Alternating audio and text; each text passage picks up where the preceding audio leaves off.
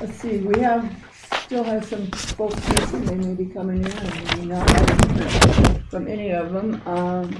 We understand Richard Schulte's son is ill in Switzerland, so he may not be here.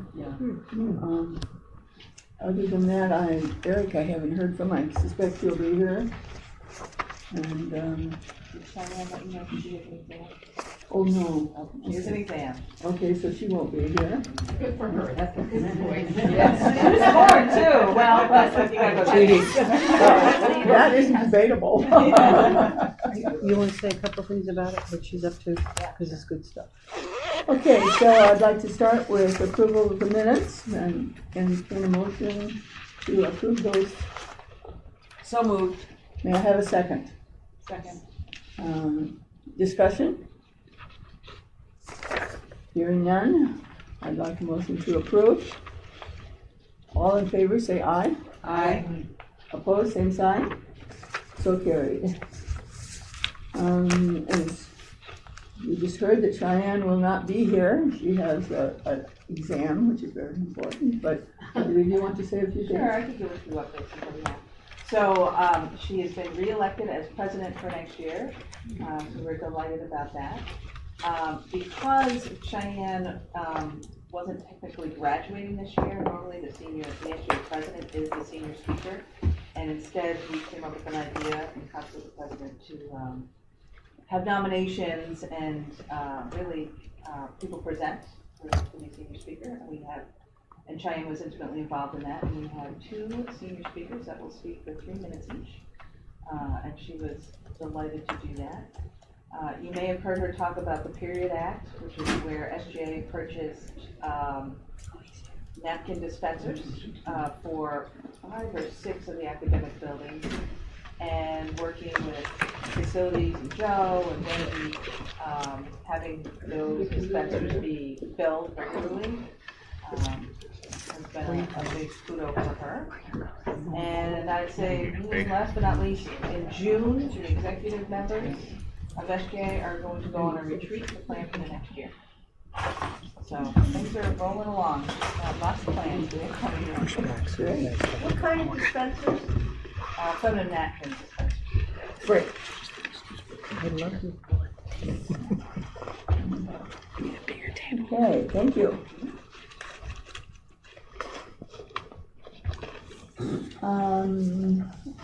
Richard, I just announced that your son was ill. Where'd you go? Oh, over here. Would you like to give us an update? We weren't sure you were going to be here. Oh, heck, my son's in Switzerland. He's getting some injections over there. And hopefully we got him in a mass general trial in another month or so. On a new drug for ALS, so we're trying to stay optimistic. Has he been living over there? Or just... No, he just went over a week and a half ago. Okay. They have a clinic over there that tries to cleanse your blood and get some minerals and lead out of it and do other things. I think it's kind of a holistic, you'll look at it, but if it helps him, gets it up. Okay. Good.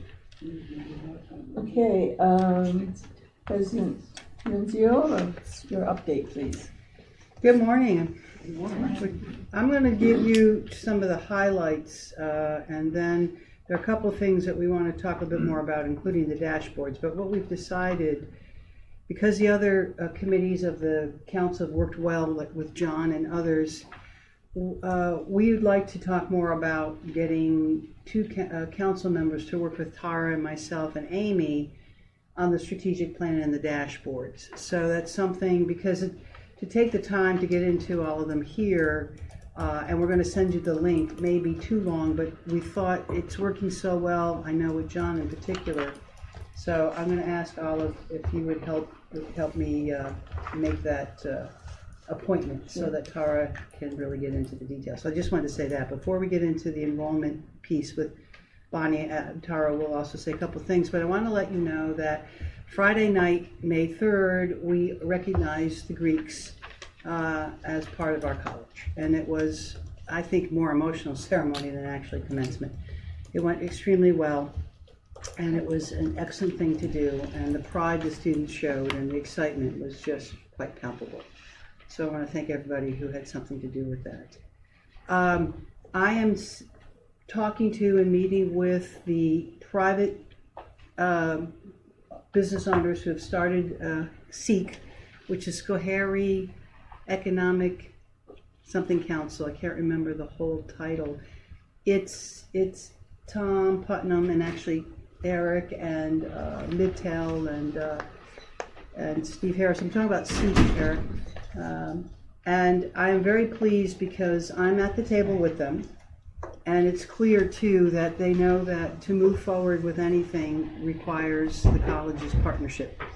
So we are working on what that would look like more, and their commitment to economic development in the county is, it was very gratifying, to put it mildly.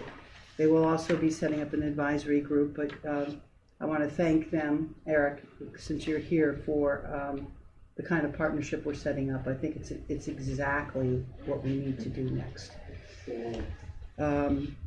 We are. It's very exciting. Actually, that as we were leaving the meeting, everybody looked at each other and said, "Oh my gosh, this is different.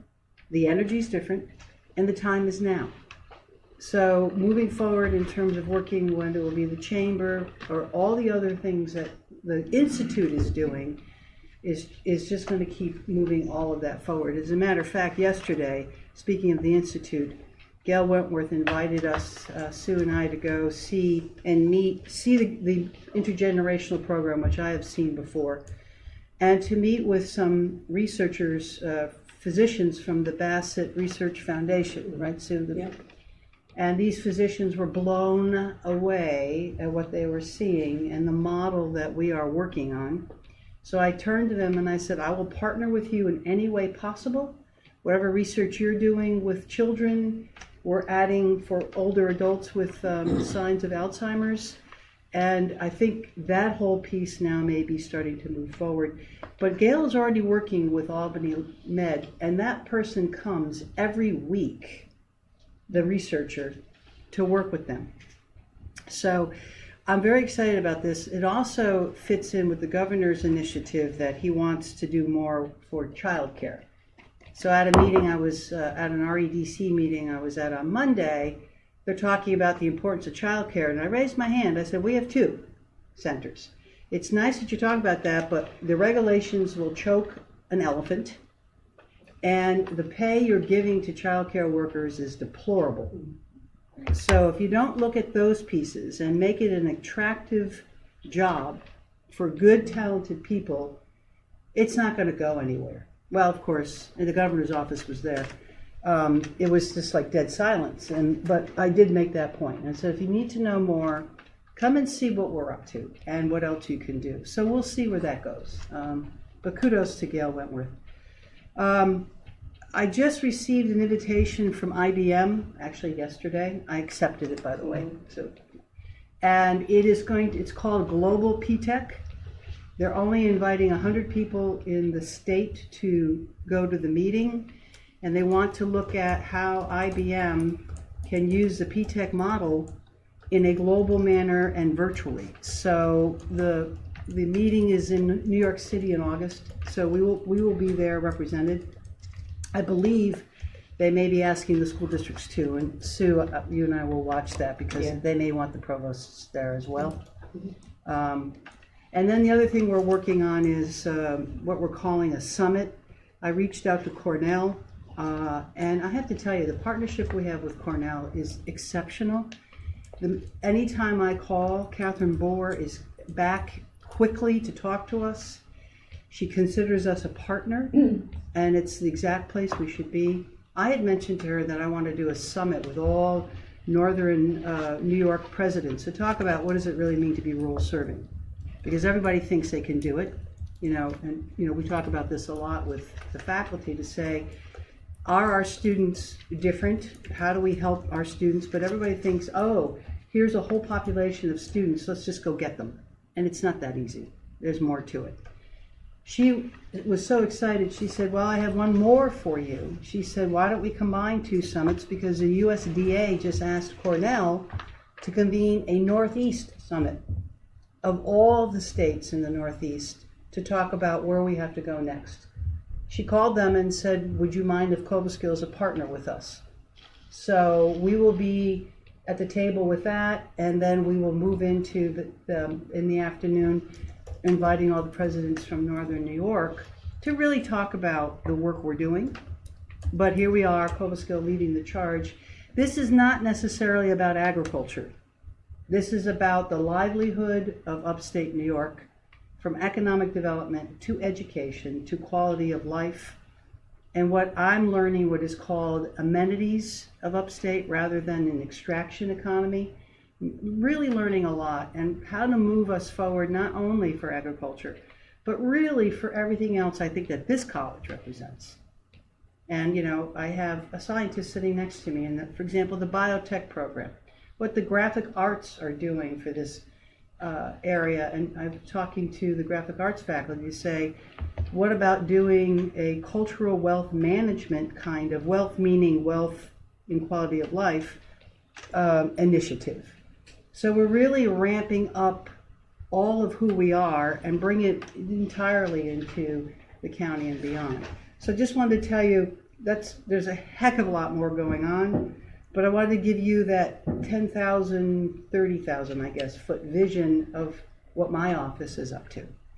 And then I just wanted to go into a couple other important pieces that you should know.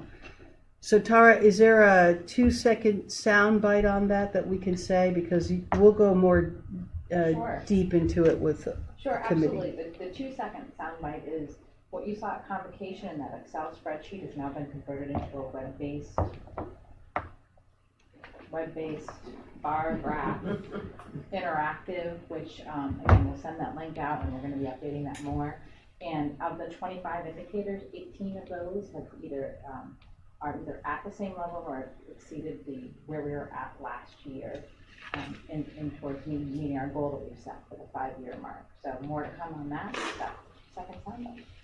She's done an extraordinary job to make it quite interactive, and everything you'll see on that is filled with data, being driven by data underneath it. These are not perceptions, these are not speculations. It's the data that's moving the bar one way or the other, and how we can explain that. So, and Tara, just let the council know the 3 initiatives that we are going to work on next year. Sure. The 3 initiatives are the access completion. Out of the 5, we have partnerships is the one that very important one that we're working on. The access completion and the fiscal stability. What was the last one, Tara? Fiscal stability. Fiscal stability will always be Will there. always be there. Access, I think, will always be there too. Yes. Thank you, Tara. You're welcome. So any questions on any of that? Probably be more after we see the. Yeah. Yeah. And it's not that we want the council, obviously, to get into the weeds, but we want some of you to at least see what's up. And you'll all see the dashboard. Yes. Because that will go live, public. Oh, yeah. It's going to be a public document. Bonnie, anything you want to tell them where we are? It's a moving target right now. It is. You all know I'm relatively new to this, so Tara, jump in if I misspeak.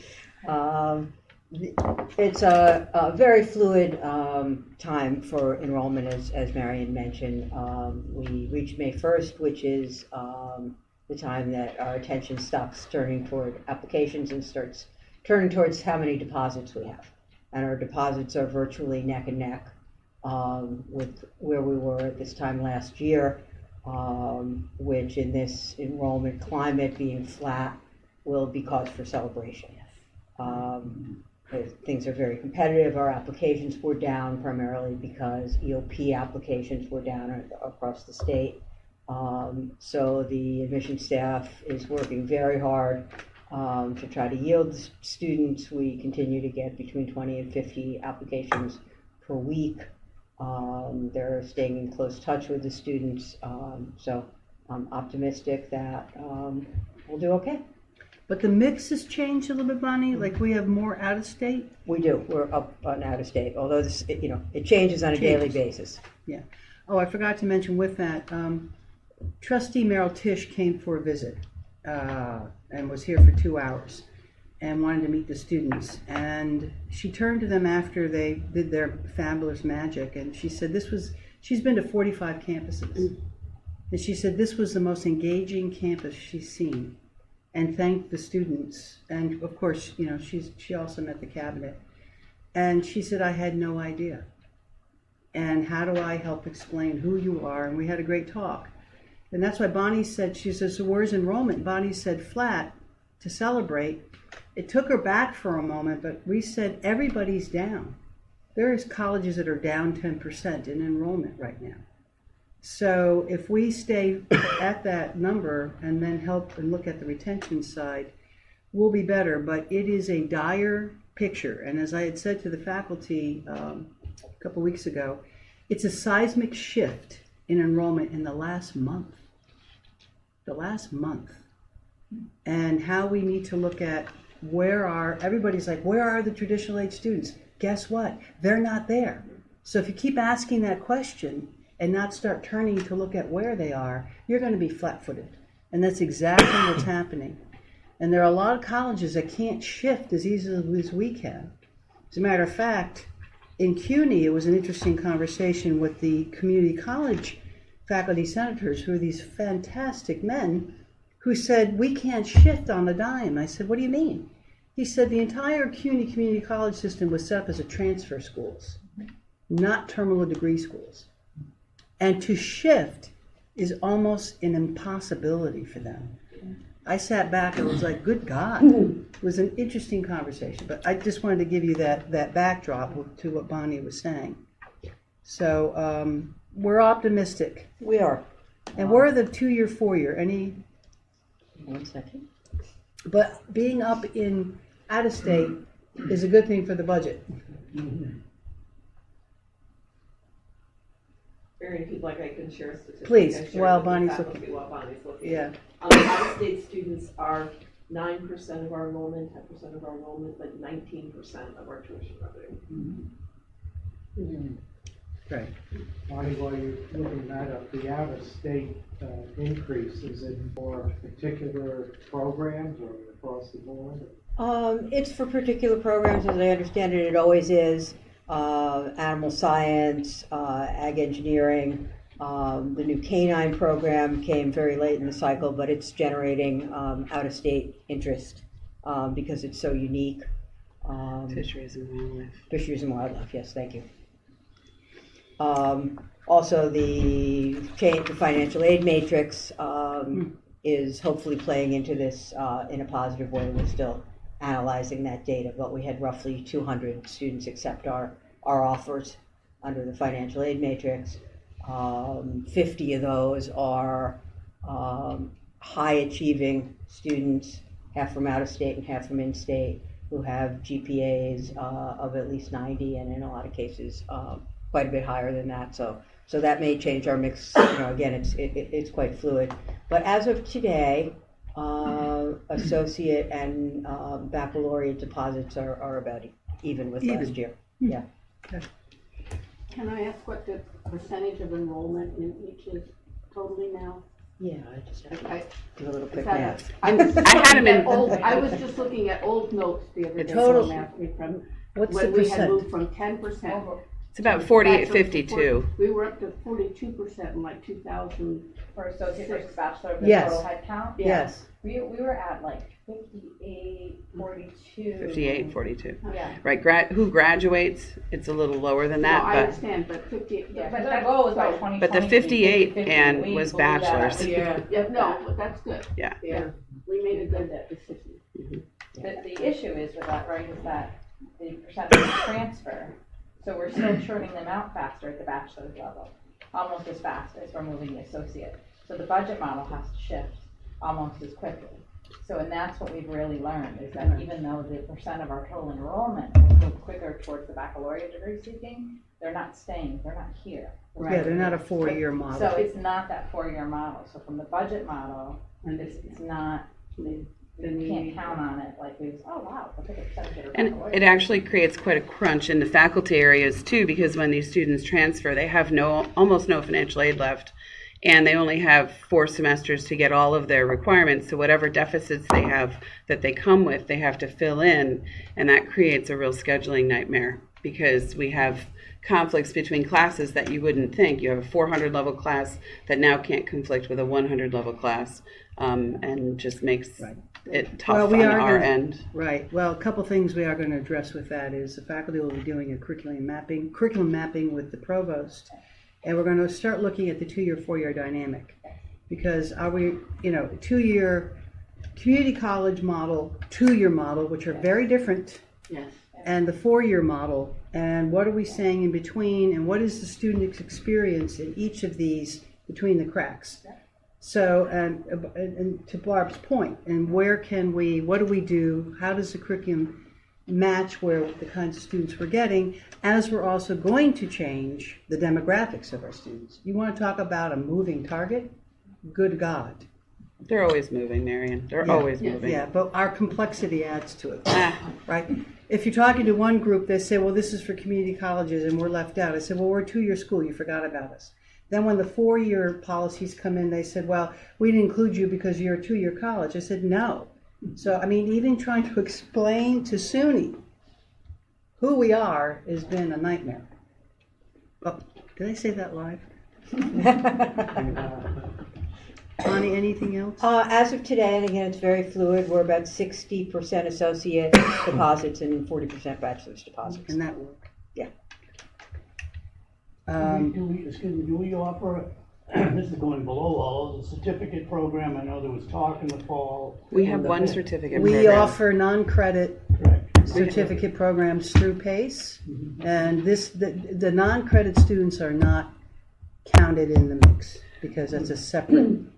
Our paramedic program is a certificate degree seeking, And they're in and the financial mix, aid eligible. Right, they're in the mix. right? Is Yeah. it? And what And else? Financial, Services. Financial services, So we have 2 certificate credit bearing. credit bearing certificates. So we have yes. another one coming through. we're actually exploring another one. We are okay. 2. There's a certain element of society that works for, Oh, Yes. you know, there are going to be more certificate programs. I would think so. Absolutely. But Phil, another dynamic that we haven't figured out because that's kind of new for us is they're not allowed to participate in graduation because they're not degree seeking, right? They got a certificate, but for them it's an achievement. So it does create a conflict in our culture of what has been in the past and what we will do in the future. Not allowed. gotta be- There was a discussion, and the language is that that they're not seeking a degree. Oh, never mind. Okay. Anything else for enrollment? Anything you want to add about the budget at this point? It's fluid itself? Do it itself. And you had- As I reported last last time, time. it was a decent New York State budget, and I can say that continues to be the truth, so. We have accreditation on here because Sue will fill you in. Middle States is around the corner, but also what else we're up to with the online. Yeah, so accreditation is in 21, 22, so we're moving forward with putting a steering committee together to begin that work starting in the fall. And then we are in the process of applying, actually by June 1st, we apply for what's called a substantive change through Middle States, which is our request for permission to offer online programs. So along with that, we are submitting a request to SUNY because the 2 things have to happen kind of simultaneously. We're submitting a request for a farm and food entrepreneurship certificate program. So there's another certificate program which will be fully online. So that's in the works. That's the certificate program is actually going through our campus governance process now. May I brag a little? In my area, the histotechnology program just came up for review. We had our external reviewers here. It was only a week ago, although it feels like it was years ago now. And we were recommended for a 10-year accreditation, which is unheard of. It's always been 5 and 7, but our faculty, students, and alumni did such a great job. We were recommended for a 10-year accreditation. That's great. That will, they'll let us know in the fall? When is it official? The official Yes. is in the fall, Fall, but yeah. they've already given us the I recommendation. hear you. Usually that's taken Right. as is. Usually. Usually, It I'm will. gonna just, I agree. yep. So just because we think it's important, now with the accreditation, Sue will need some council members eventually? Yep, we'll be sending out an invitation. I'll be doing that probably right after graduation. Okay. We had the Prodigy plan on here, and I know we talked about it last time, and I wanted to make sure we're Scott, if there's anything else, or Sue, you want to add, because I know we've moved a little bit forward on it. Yeah, we've got some of our data collected, and we have. Scott, would you sort of just, a Sure. real quick overview, because Overview. some of the people weren't here last week, Sure. or last time. So Prodigy is a New York State SUNY program focused on two things. One, to increase the diversity of student populations receiving advanced and doctoral degrees in all disciplines and women in STEM. And then the second prong is increasing the representation of minorities and women faculty, all disciplines for minorities and women in STEM from a faculty perspective. Yeah, that's the big review. And there's a bunch of incentives. There's also a bunch of work that we need to do to participate. And it's being run as an RFP process. So we have to put a proposal forward and they have to accept it. And then you're eligible for the assists from SUNY, basically. We've gathered data. We're in the process on some of it. Some of it we've got done, and some of it we're tweaking. We have 2 faculty members. I'm meeting with them on Friday, and then Sue and I are meeting with them the week after grades, 20th or 21st, something like that is a meeting. And so we're kicking that off. We have an outline of thoughts. I've also reached out to admissions for activities and programs that they're participating in from a pipeline perspective, because that's part of what we need to do as well. So pre-college age students, what we're doing to help younger folks choose college or be ready for college. So that's kind of an update on where we are. Any questions of Scott? You don't understand? Thank you. What's exciting about it is it can fit our model to start with students who may not even thought about college, who could eventually become a college professor and or a scientist of some kind. And we're saying, you gotta go way back. Not just finding people who might be in college right now and then have them come here. There's a pipeline that we have to start showing that you can succeed. Right. What we're trying to do is show a pipeline picture of how people enter us and how we ultimately have people achieve some of these advanced degrees that came through us, right? That may have otherwise never actually gotten to college. Right. It's a big deal. It's an important big deal, because everybody's saying, oh, you want faculty of minority and underrepresented populations, but everybody sits on their hands and says, where are they going to come from? Just like the traditional age students, where are they going to come from? You've got to go figure it out. So, Thank you. I know John, Eric, and Susan are going to talk a little bit about what's up with you guys. Is there something you want to just share now?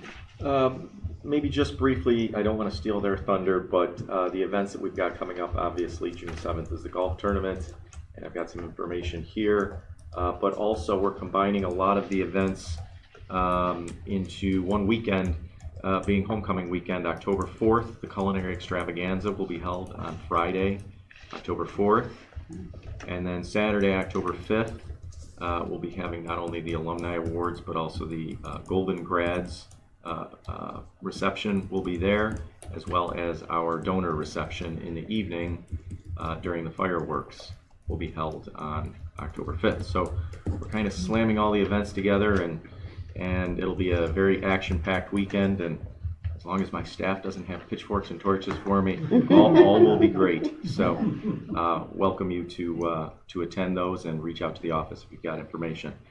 And Eric and Susan will have the rest of the report. Thank you, Jim. Thank you. So we can put that on our calendars. Just did it. We just want to let you know where we are with our program development and in the mix. So, Sue, you want to tell what has been approved and what's coming up? Yep, so our Bachelor of Technology in Canine Training and Management was approved. As was mentioned, we have new students, we have existing students who've transferred over into the program, and we have new students from all over the place with inquiries as far away as Australia for that program. It received a lot of press. The Associated Press was here yesterday. The Wall Street Journal did an article. Local news, New York City news. I mean, it's gotten a lot of traction because it's the only program of its type. And then in the pipeline is a BT in cybersecurity. That has been approved by SUNY and moved on to the State Education Department. So we're in a holding pattern at the moment, but I would anticipate, typically the timeline for that final approval is 2 to 4 months. So I would expect that we will be hearing something. It's probably been in there a month or so, in the next few months. Questions? Thank you. Yeah. That concludes our report. Thank you. Okay, back to the government update, Barb. Hi, everybody. Sorry I couldn't be here last month, but I was double booked. And what I wanted to do is, Chuck gave you an update that we were going to Faculty Senate to talk about some of the SUNY-wide initiatives that were coming up. We had, I think, 11 resolutions, which for me in 20 years is, I think, the top that we've ever done. Yeah. Not all of them got through. There was significant discussion about the SUNY's online initiative that's coming down the pike. Provost Todd Larson and his team, along with support from the provost, are looking to change that student dynamic within SUNY and add as a pilot somewhere between 5 and 10 fully online programs that would have 1,000 students each in them. It doesn't really fit our model well to think that we could add 1,000 students in a year and then have the infrastructure. This is Barb talking, not the Faculty Senate, obviously, but there was a lot of discussion about how do you add 5 to 10 programs of 1,000 each? How does a professor teach a class with 1,000 people in it? What other modes of instruction, either automated or assistance, are we talking about? And it seems that the model, that the answer officially is we don't know,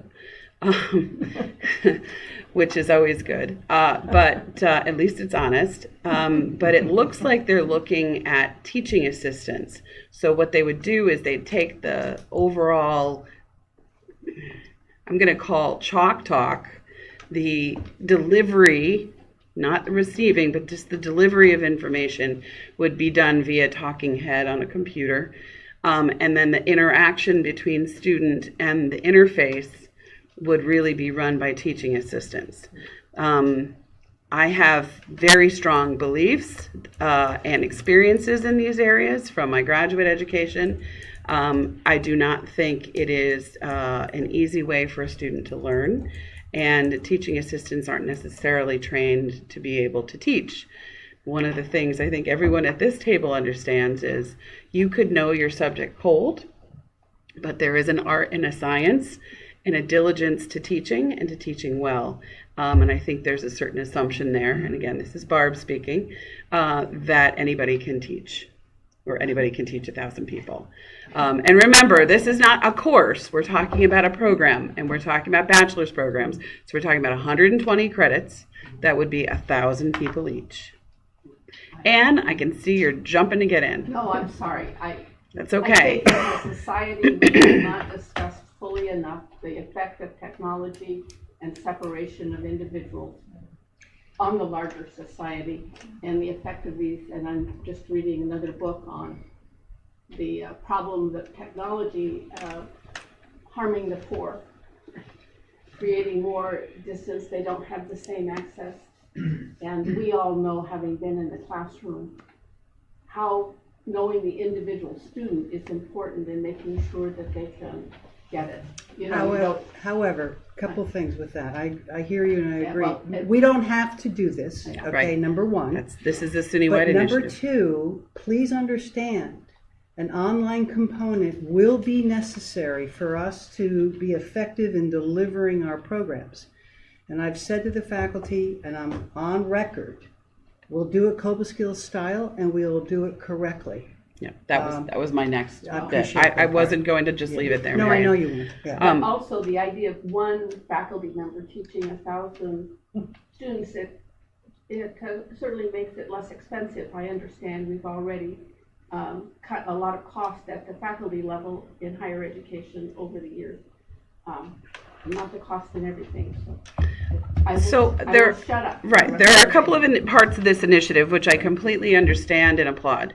They would like to change the dynamic of how SUNY interacts with this evaporating traditional student force. They would like to engage the almost 1 million people who are out there who have some college credit but haven't finished in the state of New York. They'd like to make sure that it's on their time, not on some 9 to 5 schedule that was created in the 1950s. What I think doesn't work well for here, here's my Marian speech, is I don't think the scale works for us. The chancellor likes the scale because the economic model of it works well. The chancellor likes the scale because that's what a lot of the other private online schools that have become very popular. Southern New Hampshire University is the one that she looks to, not as an aspirational peer, but as a parallel portal or means of delivering information to that same student population. So if you don't know about Southern New Hampshire University, it has a face-to-face component and an online component, and its online component dwarfs its face-to-face component now considerably. They pride themselves on that personal touch, in spite of the fact that they have 200,000 online students. And the two are separate institutions. One is not governed by the other or vice versa. And that's why that is working the way it's working. Sure, I think the money helps too. Oh, yeah, no, Yeah. the SUNY model, Right, the SUNY model would be fully integrated. yeah. So there's a pilot that will happen this next academic year. It has not yet been announced, Sue, who those pilots will be. We were told it would be May 1st. They must be still working out some of the details, but between 5 and 10 models, and I heard it might be up to 12 now, pilot programs. Is that about what we hear now? About a dozen. We fully expect that it'll be the larger campuses that do the pilots.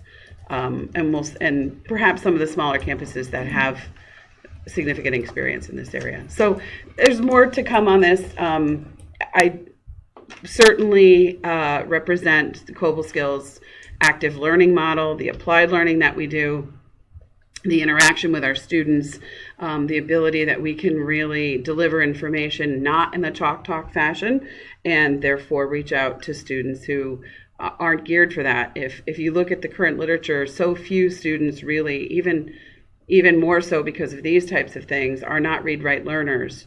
They're much more active learners. They're much more visual and kinesthetic. And so if you're going to go to an online space and appeal to even the young ones that are out there, in order to do so well, you need to be more creative. So that's my online piece. So a lot of discussion happened because of that. A couple of the issues that we have SUNY-wide, it seems that some more traditional colleges have a very prescriptive method to get from appointment as a tenure track faculty member to that tenure point. And so we are encouraging the chancellor and the colleges themselves to encourage numerous pathways to continuing appointment. The idea that service at many campuses is not thought of the way it is here as a way to contribute towards your own personal portfolio as you go towards that continuing appointment measure.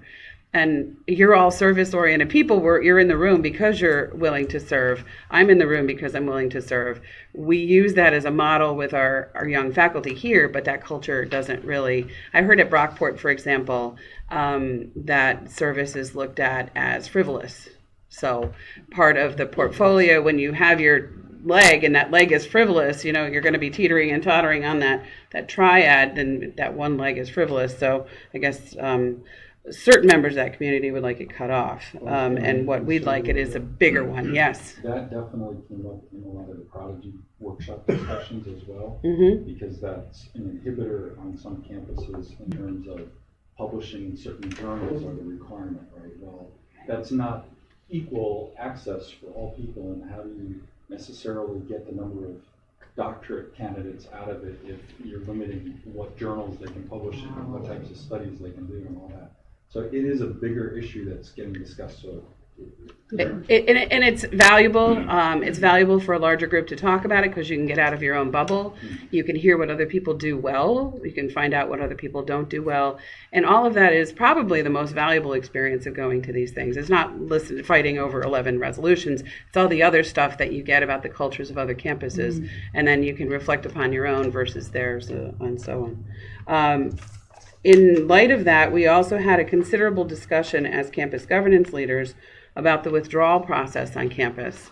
I've been here for 20 years, and in the other campuses that I was on prior to coming here, I really wasn't actively involved in the withdrawal of students. But here we have an availability where a faculty member can withdraw a student, not just for plagiarism, for example, or for a behavioral issue, but also if they're excessively absent. And I think this was a remnant, and Anne, you might want to just pop in on this one, a remnant of some of the financial aid rules that we had back in the day that have now changed considerably. We have other ways that we have to monitor student success by attendance that aren't really necessarily the old-fashioned form. But anybody want to say anything about why we used to kick people out for lack of attendance? That was an individual faculty member's decision, and I think most of us didn't do it. So, well, of the 26 of the 30 state-operated campuses were at the table, and we were one of 3 campuses that have that option. And the other campuses, the faculty members do not have the ability to remove a student for lack of attendance. So it was discussion of these withdrawal processes that are on different campuses. For example, at Alfred State, I believe, you can a student can drop, not withdraw, but drop a class into the 10th week. So it doesn't show up on their transcript as a W. And the problem too was that if the faculty member had grades attached to attendance attached to grades, a W is better than an F.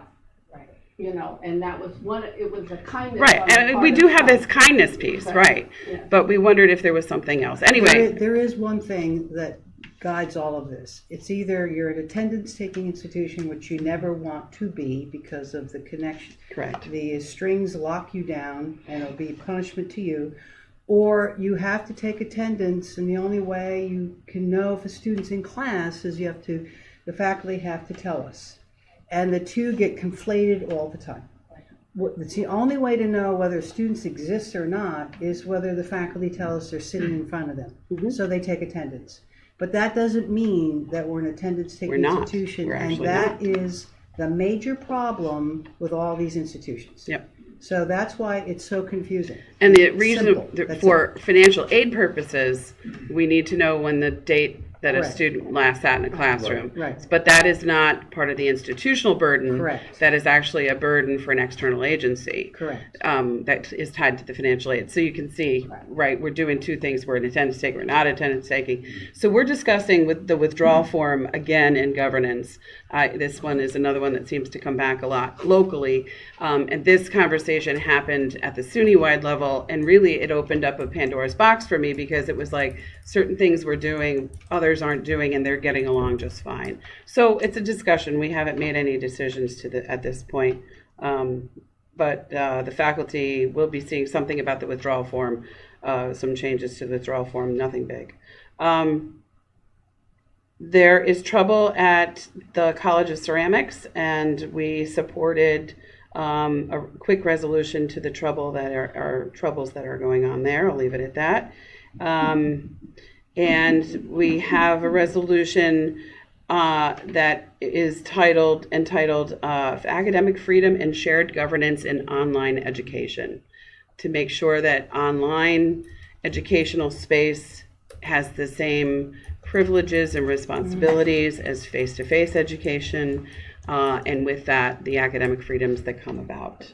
This also bleeds into intellectual property a bit. Some of the platforms that online material is put onto, it is unclear as to where the privilege of intellectual property of the faculty member ends up once it's on the platform. So I'll leave it at that. And if you have any other questions, I'd be glad to entertain them. We're very busy. It is the last week of classes/finals. And so I'll be even more tired when you see me on Saturday. Are you feeling better? I am over my illness, and now I'm just in finals crunch mode. So very little sleep last 4 days. So it's okay. That's my job. So my husband says, like, why are you doing that? I always like to say, particularly at the end of the year, we're very fortunate to have the faculty governance leader in Barb. She's very fair. We both try to practice really hard together and share governance. We do. On all levels. And keep each other in check, yes. We keep each other in check, but the beauty of it is we allow each other to have some wiggle room because it's for the greater good. So I just really want to thank you, Barbara, and I look forward to next year with you. So, and my last full year. Oh my God. Mm-hmm. Okay. But I always want to make sure to do a shout out to you. Yeah. And I am we are all trying to foster new leadership. We have half of our campus that's been here less than 7 years. It's important that they get that culture that we talked about of service. Mm-hmm. And they have really stepped up and are doing that. But now it's time to take it to the next level and start to groom leaders across campus. Thank you, Barb. You're welcome. We appreciate you. Thank you. Thank you very much. And I'll be reading names at graduation. I'm looking forward to it.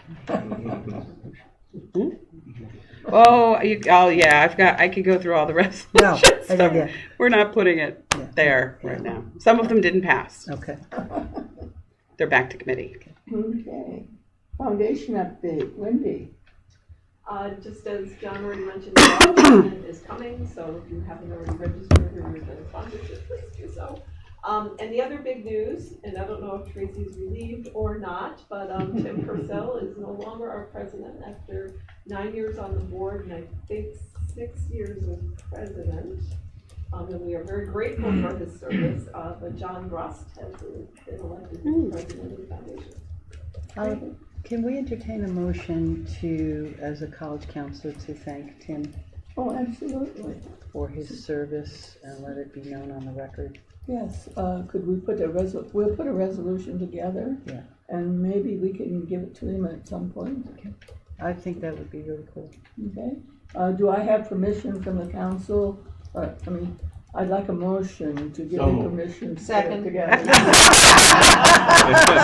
You're almost as good as my faculty. You are fast, Richard. All in favor, say aye. Aye. Okay, I'll put a resolution together with the help of Marion and Wendy, and we'll get it out to Tim at some point. We'll have maybe in the first meeting of the council. Yeah. We could absolutely have him here and present it to him. Thank you. Thank you. Okay.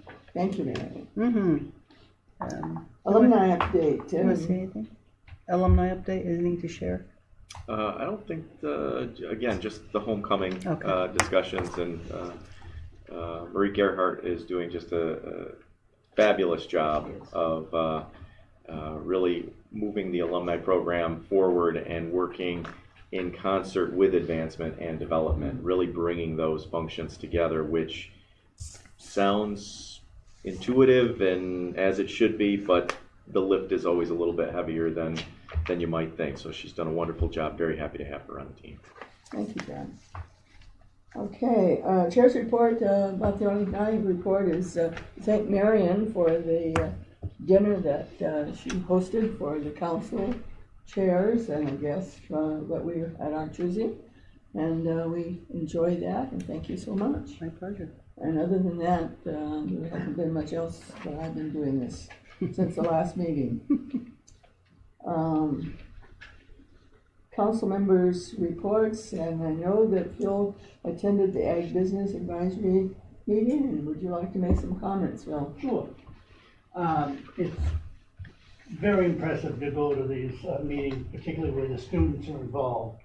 You know, we tend to hear every day about the bad news of a student here, or this or that.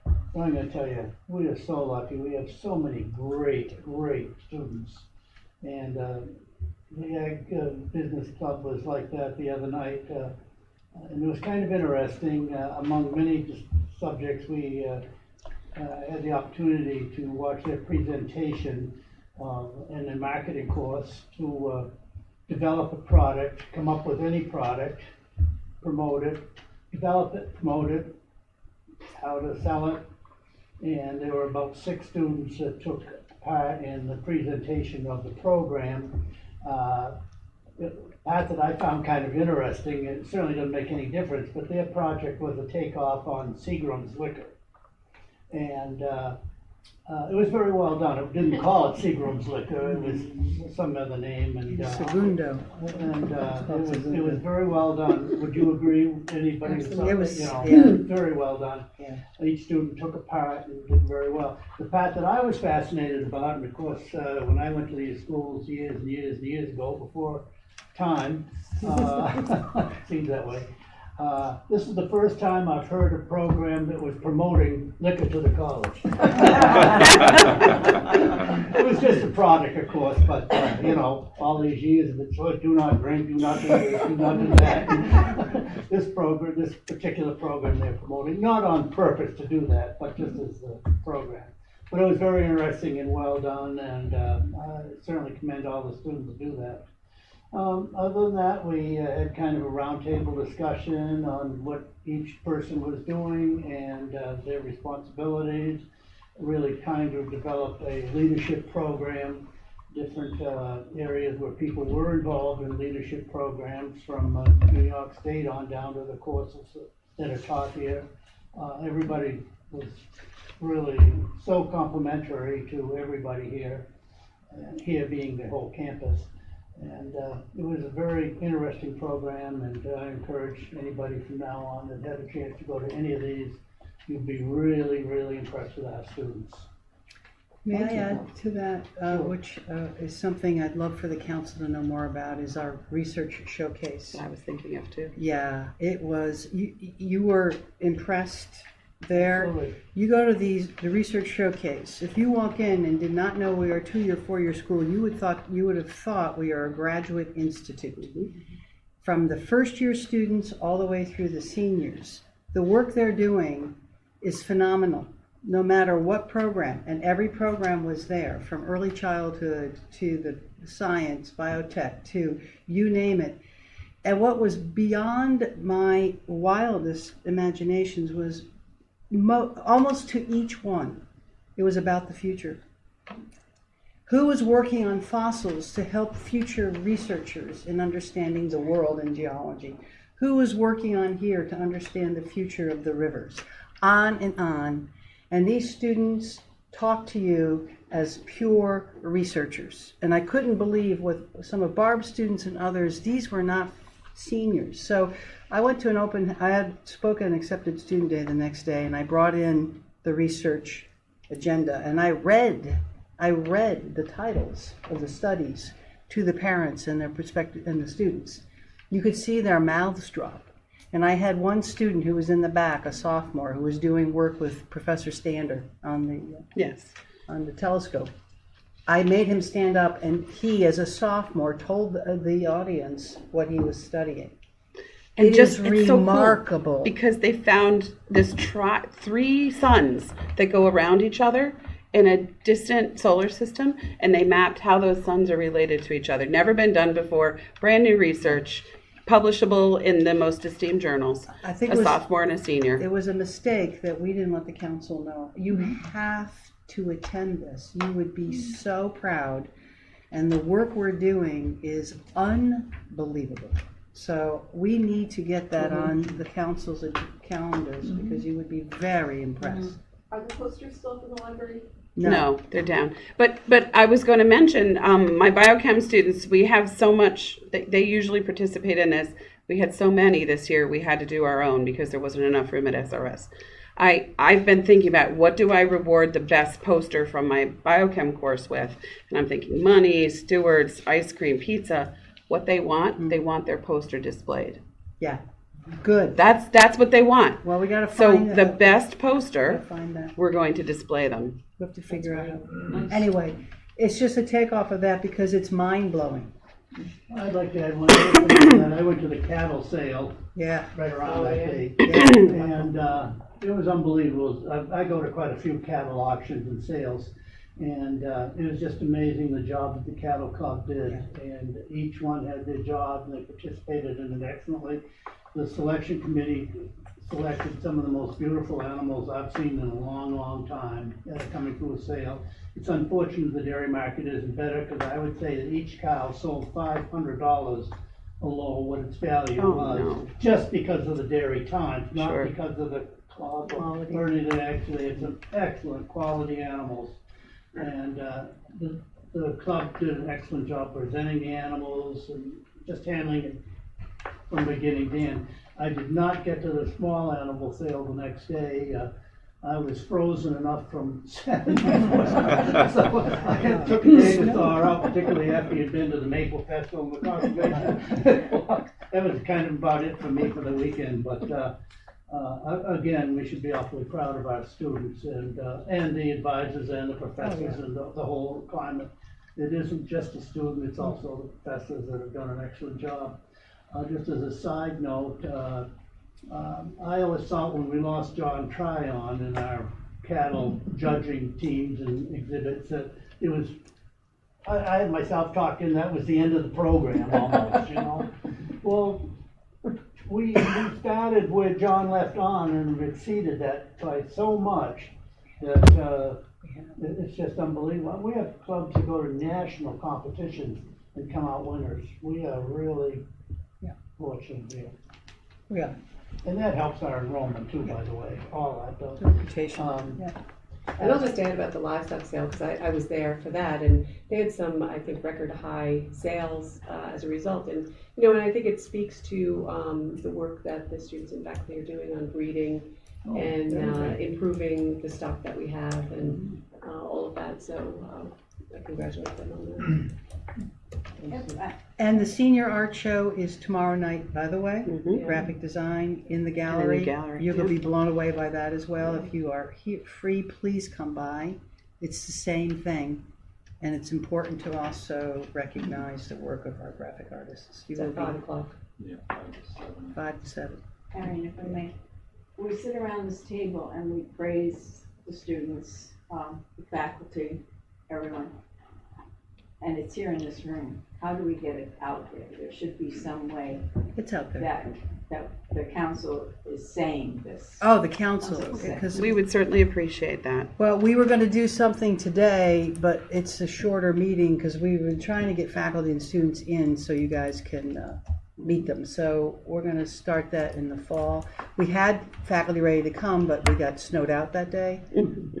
So, yeah. And we need to do probably a better schedule, but to send to the council. We're on full cylinders, so I know everybody has these great ideas and, you know, but after a while, I mean, we are so stretched that it's kind of hard. Something falls off the radar, you know, and I know sometimes folks wait for us to go to them, but sometimes it would be helpful if some folks might be a little more proactive and help us. Excuse me, I'm sorry. No. I only have two really quick things, a 2-second thing. First of all, I'd like to commend whoever is doing it, responsible for these posters that are around the campus. They're really cool, and you go into most of the buildings that I've been in, there's always posters on the hall, and they're big enough that even a blind person can read. And they're colors, and they're very, very eye-catching. The next big date in far as agriculture around the farm is the Dairy Processing Center. June 1st, it's supposed to be up and running. Yeah. Boy, everybody cross their fingers on June 1st. Because there's a number of issues that I'm sure people have talked about, but until the pedal meets the metal, you don't know. That's it. Okay, thank you. No, I agree, with Barb, we need to somehow get this, I'm sure, you say something to faculty, Barb. Faculty are not known to be shy, so Well, if you go on the website, I have to push back a little bit here. You will see all of this. It's under news, it's under, and if you're looking for that private invitation, you're not gonna, you're not gonna get it. But it's out there, and every time faculty tell a story, we get it out there, and we're looking and we're being proactive. But all of this is on the website. Now, That one of the wasn't what I was things- saying. Oh, okay. What I was saying was, we sit here and we say to you and the people around this table, great job done, but how do we actually go out and tell them that they've done a great job? The one thing I've been doing, Where is the message Coming back from you to them? to them? Ah. Yes. We can work on that. the one thing I've done when I see something in the, that comes out, I'll send a little email. Because you can find all their emails, campus emails, by going on the directory and finding their name. You know what else we can do? Do we have a listserv for the council? Because what we can do is when Jim is sending something out that we've heard from a faculty person, we could just put the council on there. So you'll have the faculty members' email in there, that if you want to do it that way, and we could also decide if there's a bigger way at the end at the council, maybe at orange carpet, that the council is there with a congratulations. We could do all that kind of stuff for you. Yeah, okay. can I just be a little bit of a millennial and say that you can feel free to retweet any of the stuff that Good point. Twitter, Instagram, Facebook puts out. Me. There's you had the boat picture from this morning. I saw it. I loved it. She was electrofishing a couple nights ago and got out a pancake breakfast, midnight breakfast. But that's okay. I don't know if I want fishy hands giving my food out. Electrify the pancakes. But anyway, just sitting, like, even just that, and like, oh, that's really cool, and then you retweet it, that does the job to those people who are in those realms. It's very visual, and, it's instant, and there is something to that also. That'd be fun. Okay, thank you. But thanks, Barbara. I get it. We can figure that out. And the council members that are on the advancement office committee have a report. Eric and Susan, I don't know how you want to split it up, but go for it. Well, I'll start, and that way I can just hit the high spots and Eric can finish up. We had talked a bit, or Marion had talked a bit about how well this is working, having the advancement committees. It's a pleasure.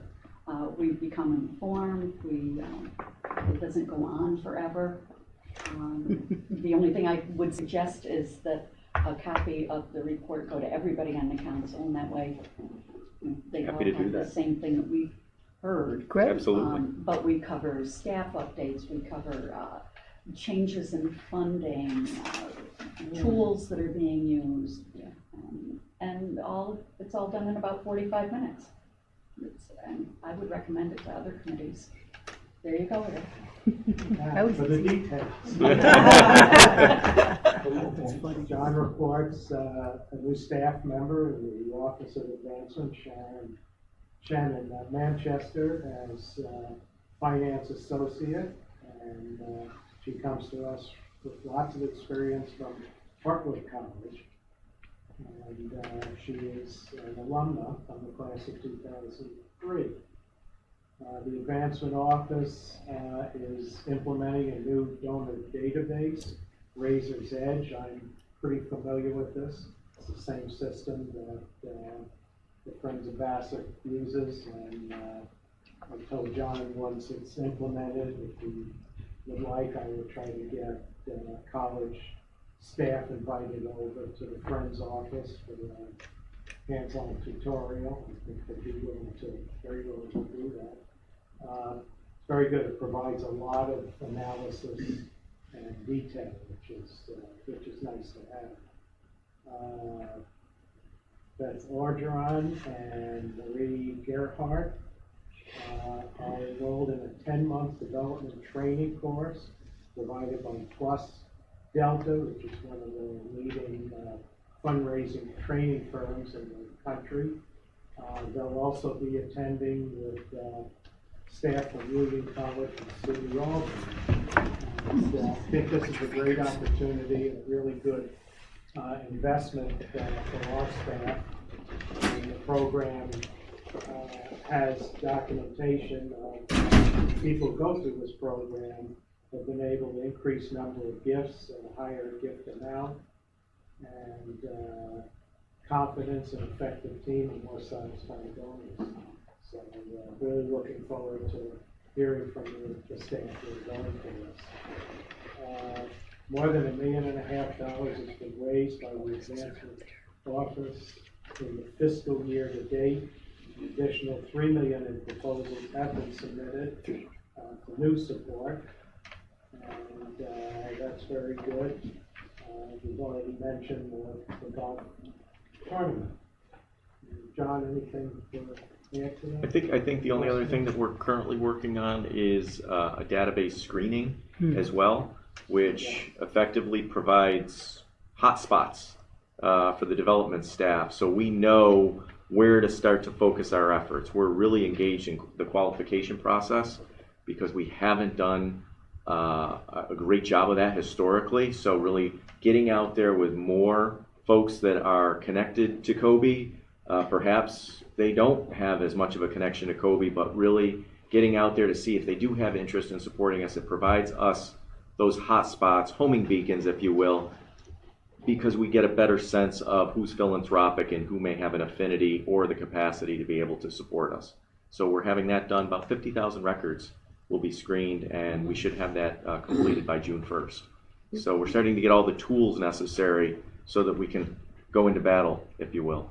So it's exciting. And I would just add, in this day and age of privacy and data security, this is all public information that they're using both for the screening and the information that's being pulled down externally. So I know people get worried about that. Absolutely. I didn't invest in the dark web, I promise. Not yet. Your Bitcoin is being used well. Okay. Thank you for your reports. I thought we would, I thought we would just talk about next week's meeting dates in general, and then we'll do something to put it together. But is Wednesday still the best date for everyone? We've been meeting the second Wednesday of whatever months we meet. Nay? Don't care? Okay? It's a habit. It's a habit. Okay. You still want to go with 6 meetings? This year we only had 5 because of the weather in February. Do you want to skip January, February, and have just 5 meetings? Any discussion? Well, one problem is that there's been, and I can't remember who I was talking to the other day, and I apologize for that, maybe Cliff Hay. The problem is that the role of the council has been decreased over the years, and I know the difference between now and when I was in office in terms of the number of meetings and the significance of the council's input and votes on things. So, and it's bad for me to speak because I have trouble. I have to pay a sitter every time to come wherever, but at the same time, I think that there has to be some talk about what the significance of the council is. I've been on lots of different boards, and there has been much more input from the outside and what we have to say about the college, and the relationship between the college and the local community is very important here. And I will be sending something on email. There's a group of us working on some proposals to change county government for that very reason. But this college is a significant part of this community. And I think that the connection between the council and the college and the community is very important. And that we have things to do, not just whether we find out and say hello and good to the students and the faculty who've done things, but how we also make it known out there what's going on here. This Is that not happening not as much as it should. in terms of? Well, you know. I know, and I understand. So I will Okay. send something out. Well, you, rather okay, than you send brought it a up letter. publicly for the first time Yes. hearing this, and is there anything you can share, since it's been brought up here, that otherwise, and we're gonna hear about it in an Oh, no, you're article? not gonna hear about it in anything, there's nothing coming back or backlash on this. This is, but, when I came, you know, when we talk about also the importance of rural communities and rural upstate, we have a group, we've lost like 3,000 or 4,000 people in the state in the last Mhm. several, in this county in the last several years. There are things, and we have the closest, longest boundary with Albany County. We get mentioned less on the Albany news, and not we, just the college, but there are a lot of great things going on in this county that don't get out. My allegiance is to this place because I think it is a great little school. It just has an awful lot to offer. So my concern is cutting back. You know, we cut back this, they used to be like 10 times a year. And so I think that there is that's my issue about the message that it sends in terms of the significance of the community members coming and hearing about this. The more the better, as far as that's concerned, and our obligation to go out there and brag more. Olive, can I add something? Yes. Remember I was talking about going to faculty senate, you get to hear the perspectives of the others. College councils came up because the governor's office has not done a great job in renewing the positions on the college councils. And there are over a third of the colleges have no functional college council because they cannot meet a quorum. And because of that, Faculty Senate has recommended, although it's been a soft recommend, that the faculty member on the college council, whoever the faculty representative is, have a vote, because then that vote would count towards quorum, and that would be easier to maintain quorum. We have whole colleges that cannot proceed with the presidential search process because they have a dysfunctional college council. So in perspective, Anne, we are far more functional than most. I understand the perspective, but the thing is, we are having the same kind of erosion in terms of times and numbers. The second thing is that then I think it's up to us as members of the community to write to the governor. I know Cliff had talked to me about this too. He was very concerned, and I think that we need to write letters to the editor. We need to make this public. There are things that we can do. And when we go out of here, all of us should be bragging about the students and what they have done.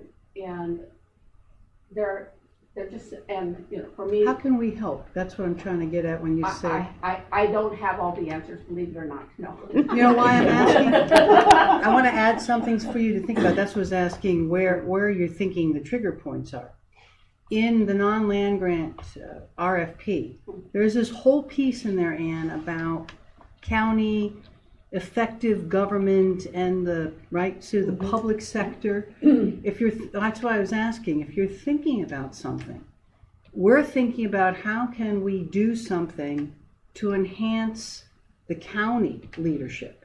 That's why I was asking. Okay. Well, I will send this out because it came out of this school class I'm teaching. We started on one thing, and then we got to studying the Constitution and the Articles of Confederation and realized we're a confederacy in this county. We are not we're not a union.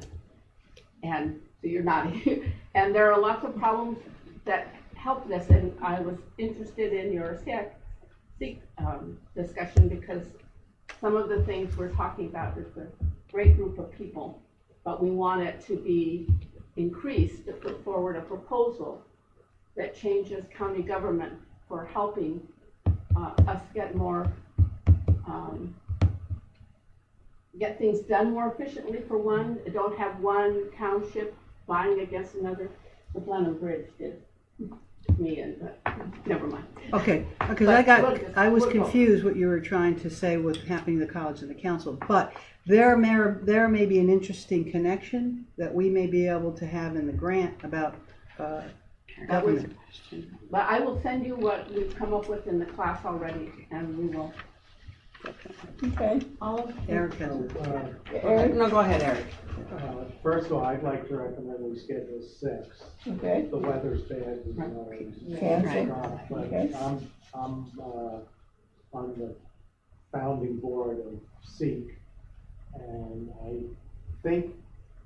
I don't know if it's gonna work, but the approach seems to be different enough from anything else in the county in that SEEK has no strings attached to it. You know, we're not a government agency, we're not under state. We can do whatever we want. Now, we have to do it right. And one of the things, frankly, that I hope we have corrected is our relationship with the college, because we recognize that the college is probably one of the biggest, if not the biggest resource that we have for economic development in this county. At the ACT meeting a few months ago, it was amazing. You know, we all had to go around and what's going on. This was either the only or one of very, very few New York State SUNY colleges that had anything to do with economic development in its community, and we're doing it really big time. That is unique. So I put out the perspective that we're not going to push government into this, but we sure are going to pull them along, that they will want to be Good way of part saying it. of this whole thing, because they don't want to be embarrassed and left out. And we're just going to do what we think is right. We're going to do it with the college and use the resources and keep the door open and the welcome mat out for county government. But that's the biggest difference. We're not dependent on county government. We'd like some money, we'd like some of But I don't think you should be. But I think that what was interesting to me is there are these things coming together right now because there's a level of dissatisfaction with the way this county is functioning. And so I think that I will send out a great class of experienced, intelligent people, so what we've come up with. Great. Thank you, Ann. I would like to suggest. May I I'm have, sorry. Glenda first? I'd agree with Eric that I believe, initially I thought 5 or 6 meetings, does it really make a difference? And as I listened to Ann and to Eric, I realized that I value these meetings because this is my entrance to the pipeline to know what's going on. And I think Sunday's report from the advancement committee, so that we're aware of that, and hearing the various reports makes it possible for me to go out to the community and talk to people and say, hey, did you know this is going on? Oh. Or they comment about something perhaps in a negative fashion, and I can say, you really need to investigate that. Here's some background information, and here's a person to talk to. So I would say 6. Okay. We've had, traditionally, we've had 6. And that seems to have worked for Eric. Legally, we only have to have 4 a year. So that's why I bring it up every year. You want to change it, you want to stay, and that's fine. But to Barb's point, on June 30th, there will only be 4 of us in this room that still have legitimate appointments. Everyone else, That is not a quorum. I can everyone count. else has expired, starting with mine in 2015. I'm in my 11th year of a 7-year appointment. But what has happened is everyone has stayed on, and that's what should happen. but in a lot of cases, they don't in other colleges. For here, we've always stayed on until kicked off, or someone has replaced us. The hook, when the hook comes. Yes. Yes. And we No, have, I've been asking for the hook for, I've really been working on it this year. and we have a middle states evaluation upcoming, so I think, This will be a deficit if we do not have a Right. functional right, and I college think having the council. 6 meetings will Yeah. help. Right, good point. Okay, well, you all hang in there then, whether you have an appointment or not. How much am I paying? You gotta talk to the governor about that. Oh, you might as well forget it. Well, there would be nothing to stop the college from having a community board of directors, you know, with it. We have an institute that I think works really No, well I for that. understand, but it just, Yeah, I Yeah. think, to replace the college council. No. I'd rather have the. No, no. Oh, I see, yeah. Excuse me, I'm just talking about should things go. Yes. Oh, got you, no, because we need you guys. Well, I know Cliff was concerned that they were trying to phase out the councils, but he would talk to the appointments of the governor's office at some level, and they said, oh, no, no, no. But I know that some colleges have had replacements here recently, and that was because they were trying to hire a president. Because they couldn't do the president. Right. Right, it was upstate. So it's built into the state law that there will be a college council, and they have a definite role in the president's selection. So they get busy on those, and those that are limping along, they just let them go. Yeah. So we'll see what the governor does. He seems to be have time for most other things, but you know, we're low man on the totem pole. And as you know as well, H. Carl McCall is stepping down as head of the Board of Trustees. Yes. He'll have some role in his retirement. He's retiring. I don't know, there's talk of what he'll do, but he'll still have a functional role in SUNY at some point. I would like to add to Eric's suggestion. I don't know if he made but I would like to suggest that 6 would be fine, but let's make one of them for lack of term, a summer picnic where like we did years ago when Marion first came around, or more of an informal Well, get together, if you will. We had that and we had the 6 meetings and that in the summer. Oh, well, okay, one or the other. But I think it's quite valuable Absolutely. that we Have that time have together. an informal Yeah. session, if you will. No, that was in the summertime, yeah. Yeah. Well, We've just done that as a fun thing. Okay, but there was a lot of discussion, Yes, Oh, yes. fun discussion. in addition to. Okay, That's just a suggestion. Okay. It's a good one. no, we'll keep that going.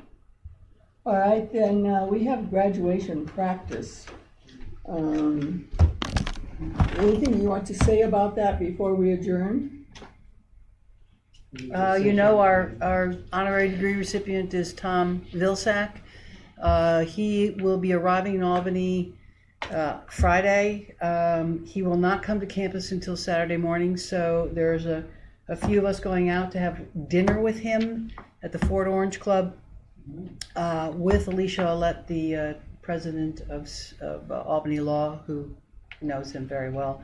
And Tim Moore will be coming with me. Sue can't because she has to hang here, take care of the students, and Amy's coming. And then we will bring Secretary Vilsack to campus early Saturday morning. He will be here for whether it's 1 or 2 ceremonies. He's already told us that. And then he will leave Saturday night. We're very excited. I think he is too. Oh, and Richard Ball will be joining us for dinner, by the way, Friday night. So just to let you know, that's all set. So I will not be around Friday late afternoon on because I'll be with him. Anything else? Well, and Friday is our academic awards start at 4:30. Then there's a senior celebration. In between that, that's from 6 to 7:30, and then 7:30 is our voting ceremony. So That's a big deal too. yeah. Any decision on inside of that? Yeah. I think we'll probably, I'll let you know, but I'm sure we'll be out the way it's going. And somebody said, well, if it starts raining, I said, bring umbrellas. but. The students once- would prefer it out. I can tell you I know, hands they always down, do. the They students always do. prefer it outside. They always More do. family can come if it's outside, Yeah, and they that always has do. been the pressing, stressful issue for them right I now. know, I know. I'm Which aware. grandparent they love more. Yeah. Yeah. It's probably Okay, good. I'd like to entertain a motion to adjourn. So, Second, Second. all in favor, indicate aye. aye. Opposed, same sign, so carried.